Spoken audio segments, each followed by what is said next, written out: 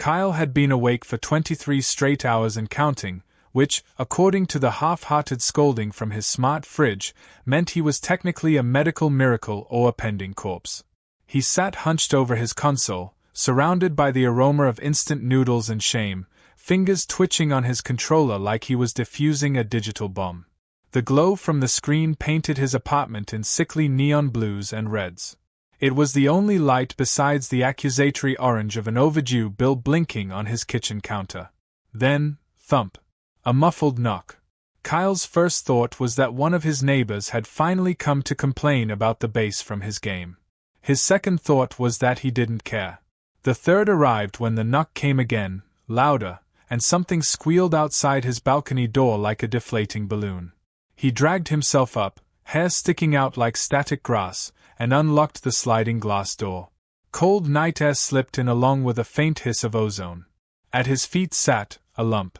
A glowing, squishy, softly pulsating lump the size of a football, nestled inside what looked like a lunchbox forged by a mad scientist. A sticky note was taped to it with duct tape. Kyle blinked. The handwriting looked like a toddler had fought a typewriter and won. Take care. Hungry. Be kind. She come back. He stared at the lump. The lump burped. A faint bubble of blue slime popped on its surface. Okay, Kyle said, voice squeaking, either I've finally hallucinated from caffeine poisoning, or someone just door-dashed me a space jelly. The lump wobbled, and 4 tiny limbs sprouted from its underside like someone had activated downloadable content. It blinked up at him with eyes too big for its face, shimmering like oil puddles. Then it launched itself at his chest. Kyle yelped. The creature clung to him with little suction noises, like someone aggressively kissing a window. Right, he whispered, clutching it gingerly, don't drop the space baby. Definitely not part of the warranty. The fridge chose that moment to chime, warning, your blood sugar is dangerously low. Kyle glared at it. Not now. I'm parenting. He shuffled back inside with the baby creature stuck to him like a living marshmallow. It sniffed the air, then his shirt, then attempted to eat his headphone cable. He gently pried it off. It made a noise like a rubber duck having an existential crisis. I don't even know what you eat, he muttered. His phone search history was already a war crime, but he added alien baby formula recipe just to be safe. The internet gave him either conspiracy theories or suspicious smoothie ads. The creature started to glow brighter. Its belly rumbled like distant thunder. Kyle panicked and opened a can of condensed milk. The baby slopped it down like a vacuum cleaner on steroids. It hiccuped, then shot a thin jet of glowing goo across his living room wall, spelling out something vaguely resembling the letter Q. Artistic, he muttered, wiping it with a paper towel that immediately disintegrated. The goo was warm. Weirdly comforting, like microwave gelatin and puppy breath. He tried not to think about why that made him feel less lonely. Parenting instincts, or maybe sheer exhaustion, kicked in. He lined a cardboard box with one of his old band t-shirts, the one with the faded skull and the mustard stain from last year's Comic-Con. The baby wriggled inside and curled up like a glowing shrimp, humming softly. The hum vibrated through his ribs. Okay. Not too bad. You didn't explode, I didn't cry, and no one called animal control. Yet. His fridge beeped again. Reminder, you have not spoken to another human being in 7 days. Kyle flipped it off. The baby mimicked the gesture with a stubby limb. He snorted. Hours blurred. Between gaming, Googling, and trying to keep his new roommate from chewing through the router cable, time lost meaning. He set up a barricade of couch cushions around the box. The creature immediately scaled them like a mountaineer, then flopped onto his keyboard and opened 20 browser tabs, all in Cyrillic. When he picked it up, it stuck to his face like an affectionate pancake. Right. So that's a thing. You're clingy. Cool. I've always wanted a relationship where someone actually notices if I stop breathing. Its skin was soft, slick, and faintly warm, like holding living dough. When it blinked, little sparks of light floated off its eyelashes. Kyle's chest ached, in the quiet, private way it used to ache when he passed parents walking their toddlers outside the game store. He hadn't expected, whatever this was. He didn't want to name it. That would make it real. And real things could leave. He sat back on the couch, baby nestled on his hoodie, glowing faintly like a night light from another galaxy. His console screen had gone to sleep. The room felt eerily peaceful. No buzzing notifications, no yelling squadmates in his headset. Just his own heartbeat and the soft snoring of a space creature who, for some reason, trusted him. "You don't even know me," he whispered. "I could be a terrible person." The baby snuggled deeper into the crook of his arm. Kyle exhaled slowly, tension leaking from his shoulders like air from a tired balloon. His eyes burned, but not from the screen for once. Something warm filled the cracks he hadn't realized were there, something heavier than loneliness and lighter than hope. He lay back, staring at the ceiling, which now sported faint glowing slime handprints from the baby's earlier attempt at park hour. They shimmered like stars. He smiled. Actual, honest smile, rusty from disuse. "Fine," he said, voice barely above a whisper. "I'll keep you alive until your mom comes back. No promises about teaching you math." The baby cooed, a sound like bubbles rising through honey. Kyle's chest tightened and softened all at once. He curled around it instinctively, protective and afraid of crushing it, as if holding the last piece of something fragile he didn't know he'd been missing. For the first time in months, maybe years, Kyle's apartment didn't feel empty. For the first time in forever, he wasn't the last thing keeping the silence company. His fridge beeped again, softer this time. "Congratulations. You have achieved physical contact." Kyle closed his eyes, smiling at the absurdity, and whispered, "Guess I'm a space dad now. No pressure." The baby purred in its sleep, and the glow from its tiny body cast faint, dancing light over his walls, like a new constellation spelling out something only he could read. And just like that, the darkness stopped feeling quite so dark. Kyle woke to the sensation of something warm and damp nestled under his chin and the sharp realization that he had fallen asleep with an extraterrestrial on his chest like a human mattress. The creature's glow had dimmed to a soft pastel shimmer, pulsing gently in rhythm with its snores. His hoodie was soaked through with what he hoped was space drool and not a corrosive acid that would melt his nipples off. He gently lifted it, and it stretched like mochi, clinging with little plops before releasing him with a sound like an affectionate kiss. "Morning, Squish," he whispered, voice hoarse. The creature yawned, its mouth opening like a flower blooming underwater, and a tiny puff of glittery mist floated out. It smelled faintly of strawberries and regret. Kyle blinked at his clock. 11:03 a.m. He had slept through 3 alarms and possibly his own rent payment. A flicker of panic bit at him, but it dissolved when the creature squeaked, reaching for his stubble with a sticky tendril. Something inside his chest rearranged itself, like a filing cabinet finally getting organized. His fridge chimed again. Nutritional reminder: you are now responsible for another mouth. Suggest upgrading from noodles. Kyle rubbed his eyes. Suggest upgrading from judgment, Karen. Still, he rummaged through his kitchen. He didn't own much: 3 eggs, a slice of questionable cheese, and the haunting memory of vegetables. He cracked an egg into a pan while the creature watched from the counter, eyes wide and glimmering. When he turned back, the second egg was gone, and the creature sat there with its mouth closed but glowing like it had swallowed a flashlight. "You ate the shell." It burped. The burp echoed like a church bell. "Right. Calcium. Good bones. Or whatever you have." He plated his sad omelet and sat opposite the creature. It poked the edge of the plate, then the fork, then tried to eat the fork. Kyle gently tugged it back. It tugged back harder, their hands locked in a ridiculous tug-of-war over a utensil. For a moment, it looked less like an alien child and more like a drunk raccoon in a glowstick costume. "You're stubborn," he muttered. "You'll fit right in." The creature finally relinquished the fork and instead climbed onto his shoulder like a clingy parrot. It hummed a tune that didn't exist on Earth, soft and strangely beautiful. Kyle's chest tightened again, but in a good way, like an emotional hug he wasn't ready to admit he needed. Halfway through breakfast, a flash of light blinked outside the balcony door. Kyle froze, fork mid-A. The creature chapped and stiffened. Another flash, bright, rhythmic, deliberate. Morse code, maybe. Or intergalactic UPS. He stood slowly. The creature slithered down his arm and clung to his forearm like a living bracelet. Outside, the sunlight had sharpened, but in the middle of it stood a figure. Tall, slender, and absolutely, unmistakably not human. She looked like the creature grown up and stretched out, long legs with the same iridescent shimmer, ears that rose like soft antennae from her head, and eyes that glowed like molten opals. Her skin was pale with hints of starlight, and her silver hair fluttered though there was no wind. She was wrapped in something like a cloak made of liquid moonlight, and she stood barefoot on his balcony rail like it was the most natural thing in the world. Kyle's brain short-circuited, rebooted, then immediately crashed again. The creature squealed, wriggled, and launched itself at the glass.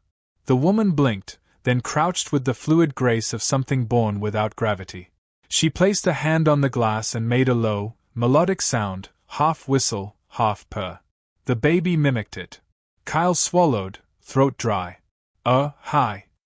Her gaze snapped to him. For a second, he felt pinned in place like an insect under a microscope. Then her expression softened, just a little. She tapped a fingertip to her chest, then pointed at the baby. Then she pointed at him. Then she made a gesture that could have meant thank you or prepare for vaporization. You're her mom. She tilted her head, ears twitching, and said something in a language that sounded like wind chimes getting into a bar fight. Kyle blinked. Cool. Totally following this conversation. The baby wriggled, squeaking. Kyle opened the door. The mother swept in silently, barefoot on his carpet, eyes scanning everything like a tactical AI. Up close, she was somehow even more distracting, like someone had tried to build a supermodel out of moonlight and forgot to include the concept of personal space. She crouched and scooped up the baby, who wrapped around her like liquid happiness. A soft glow bloomed between them. Kyle felt something strange brush the edge of his thoughts, an emotional echo, warm and fierce, like being hugged by sunlight. Then her gaze shifted back to him. You're welcome, he muttered. She stepped closer. Too close. He could see the faint shimmer of starlight in her hair, smell something sweet like ozone and new rain. She reached out and touched his chest with 2 fingers. Heat bloomed under his shirt, more emotional than physical but enough to short out his frontal lobe. Human, she said, voice low, accented, and weirdly melodic, as if she had downloaded the concept of speech 5 minutes ago and decided to make it sexy. Yes. Very, Kyle squeaked. Her ears twitched. Her eyes slid down, then back up, assessing. He had the sudden wild impression of being scanned like luggage. Then she said something that might have been praise or possibly a recipe for soup. She leaned in, so close he could feel her breath like static. Kyle's heart tried to escape via his throat. He backed into the couch. She followed, unblinking, predatory but not hostile, curious in a way that made his skin buzz. I babysat, he blurted. Not, like, for money. Just, survival. Her mouth curved, almost a smile. She placed the baby gently on the couch, then straightened, standing inches from him. Her height, her presence, her absolutely alien everything pressed down on his senses like soft gravity. Then she tapped her forehead to his, briefly, and every thought in his skull fizzed like soda. Warmth, gratitude, a fizz streak of something possessive, not his, hers, flashed through him. She drew back, eyes glittering. Mine, she said softly. Kyle's knees wobbled. Pardon. She touched the baby, then him, then her own chest. Mine. And just like that, his life officially became something his high school guidance counselor could never have predicted. The baby squealed approvingly. Kyle swallowed hard. So, do you want coffee? She tilted her head, eyes narrowing in confusion, then slowly nodded. Kyle, heart pounding, fled to the kitchen like a man trying to delay being abducted by feelings. He grabbed the coffee tin, hands shaking. Behind him, she hummed, a low, melodic vibration that made the air itself shiver. The baby echoed it like a tiny tuning fork.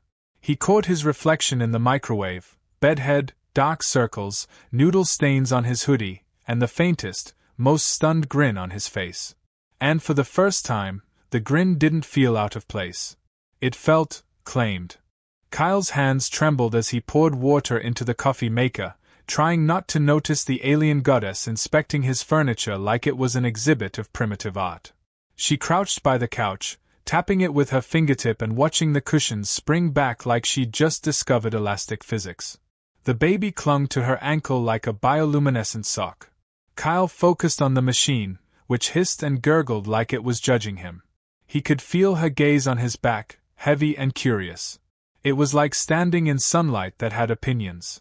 The hum she made earlier had settled into the air, a low resonance that buzzed in his ribs. His heart hadn't stopped racing since she said mine, and the words still echoed in his skull like a sung lyric he couldn't unhear. When the coffee finished, he poured her a mug, then immediately realized she probably had never seen a mug. She accepted it anyway, wrapping delicate fingers around it like she was holding a tiny planet. She sniffed, then took a slow sip. Her pupils dilated, and her ears twitched in a rapid staccato rhythm that made heat crawl up Kyle's neck. "You like it?" he asked, voice cracking. She exhaled steam like a dragon sighing in approval. "Bitter. Hot. Alive." "That's coffee," he said. "Welcome to Earth addiction." She tilted her head, watching him drink his own. Something softened in her eyes. It wasn't just gratitude, it was curiosity dipped in something warmer, something dangerous. She set the mug down and stepped closer, slow and deliberate, like gravity had chosen him as her new center. Kyle backed into the counter. "So, what's the plan? You take the kid home, erase my memories, fly off into starlight." She blinked. "Erase, you?" "Right, sorry, Earth paranoia." She leaned closer, so close her hair brushed his cheek like cold silk. "You fed her. You warmed her. You stayed." "Yeah. She's kind of impossible not to care about." "She chose you," the woman said, voice low, before she even knew words. Kyle's chest went tight. He wanted to laugh it off, to make a joke about glowing space orphans, but the seriousness in her eyes glued the words to his tongue. She stepped back just enough to breathe, then said something melodic that almost sounded like a question. Translation, what? She touched her chest, then his. "Bonded." Kyle coughed. "Bonded like paperwork bonded? Or soul-glued bonded?" "Yes." "That's not actually an answer." She smiled faintly, the kind of smile that said I know things you don't, and I'm fine with that. The baby gurgled from the couch, tossing a cushion onto the floor like an offering. The woman picked it up and tucked the baby into the crook of her arm, her expression softening in a way that made Kyle's throat ache. Then she looked at him again, and her expression shifted, soft, yes, but sharp underneath, like a silk scarf hiding a blade. "You are soft," she said. "Thanks." "Soft, outside. Heat, inside." Kyle blinked. "Okay, that's either a compliment or an anatomy lesson." She touched his hand, just her fingertips, and heat shot up his arm like electricity. Her pupils dilated again. His breath hitched. The baby squeaked like it was cheering. Her voice dropped to a whisper. "She mocked you." Kyle froze. "Mocked me? How mocked are we talking? Like spiritually? Emotionally? Biologically sticky?" "Yes," she said again, like it was the only word she needed. Something warm and shimmering spread from where she touched him, threading through his skin like liquid sunlight. For a dizzy moment, he felt the baby's emotions, bright, pure, uncomplicated affection, tangled with a thread of possessiveness. Then the woman's presence pressed in, deeper, older, fierce and protective like a storm curled around a hearth. Kyle sucked in a breath. "Okay. Wow. That's new." She studied his face. "You are steady." "That's the nicest thing anyone said while melting my nervous system." Her lips quirked. "You make light." Kyle blinked. "I, what?" She tapped his chest. In the dark. You make light. For once, he had nothing sarcastic to say. Something in her voice short-circuited his reflex to joke. She looked at him like he was an improbable miracle, and for a fleeting second, he believed it too. The baby yawned, its glow dimming. The woman hummed a lullaby that sounded like starlight folded into music. The sound curled around Kyle's heart like warm hands. When the baby drifted off, she tucked it gently into the laundry basket he'd lined with towels. Then she turned back to him, eyes luminous in the dim kitchen light. You stayed, she said softly. I didn't know what else to do. Most would run. Most haven't been adopted by a cosmic marshmallow. Her smile deepened, small and devastating. You are, not most. Kyle's laugh cracked halfway out of his throat. You have a dangerous way of saying things that sound like flattery and death threats at the same time. Good, she said simply, and stepped closer again. Kyle's back hit the counter. Her presence wrapped around him like warm gravity, and for a moment he forgot how breathing worked. She lifted her hand, hesitated, then brushed her fingers over his cheek with a tenderness that felt like it could break him. Human, she murmured, like it was the rarest word she knew. Last I checked, he whispered. Her breath ghosted over his skin. Mine, she said again, softer this time, like a vow. Something in him caved, not in defeat but in surrender, like walls melting under sunlight. He wanted to say something clever, something safe, but all that came out was a shaky laugh. Guess I'm housebroken now. Her head tilted, ears twitching in puzzlement, but her eyes stayed locked on his like he was the only fixed point in a spinning world. Kyle exhaled. So, what happens now? She blinked slowly, as if considering 1,000 futures. Now, we stay. It should have sounded impossible. It sounded inevitable. The baby sighed in its sleep, a soft shimmer lighting the room like distant stars. Kyle stood there, heart pounding, realizing he wasn't scared anymore. He was marked. Claimed. And for the first time in years, the thought of belonging didn't terrify him. It felt right. Her gaze lingered on me like gravity had gotten personal, and I couldn't decide if I was flattered or about to be dissected. The baby chirruped from its hover basket, offering a burp that sounded suspiciously like applause.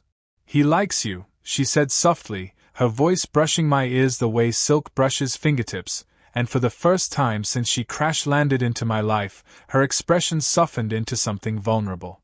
It unraveled me more effectively than any laser beam could. I wanted to make her laugh again, the kind of laugh that made her ears twitch and her nose crinkle like she just smelled cookies and chaos at the same time. I'm not exactly interstellar boyfriend material, I said, trying to sound casual, though my heart was a tempting park hour in my chest. She tilted her head, utterly puzzled. Boyfriend. The word bent awkwardly around her tongue, like a new shape she was testing. Male who bonds with chosen mate. Sometimes for multiple moon cycles. Sometimes only long enough to exchange decorative fluids. I coughed so hard I nearly ejected a lung. That's not entirely inaccurate. She stepped closer, her skin shimmering faintly, her ears catching the low lamp light like silver sails. Would you like to be decorative? My brain detonated in a silent fireworks display. The baby sneezed glitter. Only if you want matching ornaments, I said, and she smiled, warm and wide, like the dawn she'd promised.